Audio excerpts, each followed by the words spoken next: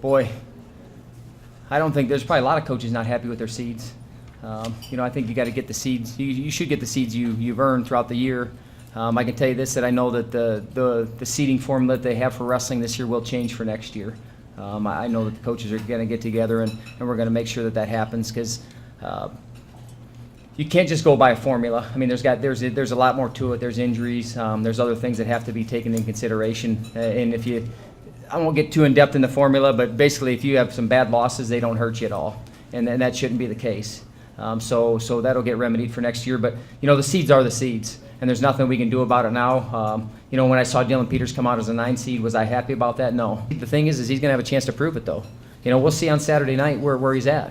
He's got a chance to prove it and to move up way above that 9 seed, and that's what his plan to do. And actually, I think it burned him a little bit, so that's good. I like Dylan Peters upset, because I tell you what, then he's really ready to go.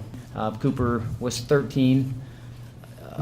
He matches up with a kid from Purdue. He wrestled him earlier in the season and beat him. He beat him pretty handily, but every match is different. And that's one thing we tell our guys. It doesn't matter if you've beat a guy before, if you lost a guy from before. Every match is different. Cooper's a prime example of that. The kid from Old Dominion, the first match I think he lost 7-4, and the next match he beat him 7-1. So it can turn like that. We're gonna wrestle some guys that we've beaten before. We're gonna wrestle some guys that have beat us before.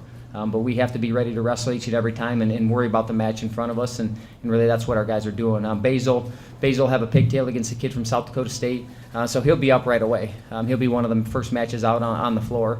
And then Blaize got the 7 seed, and he'll wrestle a kid from Illinois. So I know we got the 4 guys ready. We had a good workout this morning. Really the work's done. Like I say, the hay's in the barn, and now it's just time to get ready to wrestle and be in the right frame of mind. I can tell you that I feel good with where our guys are at. I feel good with our preparation.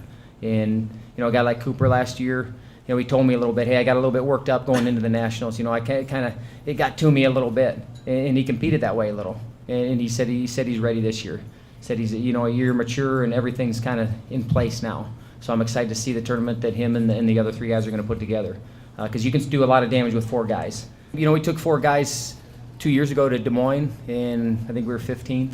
We scored around 40 points. My goal is always to score more points in the national tournament every year, and so far that's been the trend. We scored more points every year in the national tournament. So we're going to have a heck of a tournament and score some bonus points and have guys make big runs, to be able to continue to increase our point total every year. We had everybody in this morning. They're working and they're working for next year already, and I think that's important to know that guys aren't sitting back and kind of, when the season's over or when the springtime comes or when summer comes or when next fall comes, we're going to get ready for next season. They're getting ready for next season now.